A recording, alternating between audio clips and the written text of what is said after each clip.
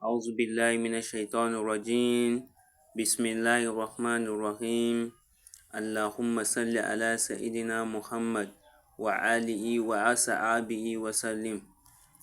Jama'anmu assalamu alaikum wa rahmatullahi ta'ala wa barakatu.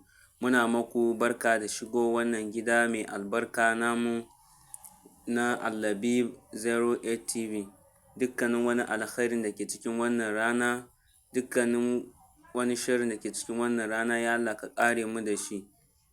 Jama'anmu, idan wannan shine farkon ka shigowanka wannan gida mai albarka, a yi mana subscribe, a yi mana liking, a yi mana comment domin shirye-shiryenmu ya dinga gabato maku kai tsaye, a danna mana ƙararrawa.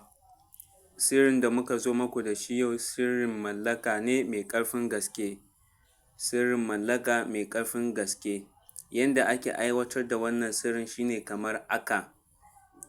Za a nemo yashi, wanda sarƙaƙƙen yashi, wanda yashi ɗin ya zamanto mai sarki.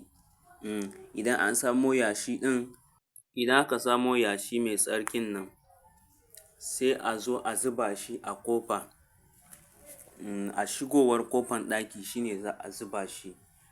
Gurin ake aikata wannan sirrin. Idan aka zuba shi sai a fuskanci gabas.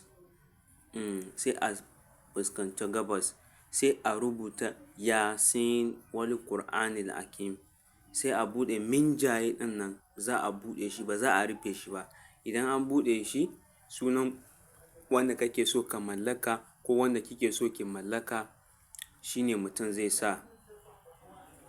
In dai kai namiji ne kana so ka mallaki na mace, za ka sa sunanka a sama, za ka sa sunanta a ƙasa.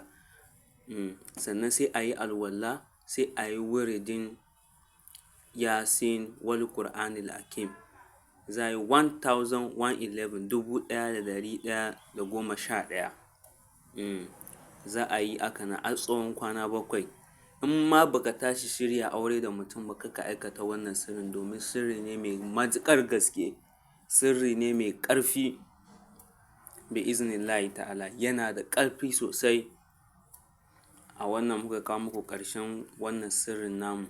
Dan Allah jama'a a mana liking, a yi mana subscribe domin shirye-shiryenmu ya dinga gabato maku kai tsaye. Dan Allah, wannan sirrin yana da ƙarfi sosai, mujarrabun ne, a je a jarraba shi. Za ka sha mamaki, ko in ce za ki sha mamaki. Assalamu alaikum wa rahmatullahi ta'ala wa barakatuh.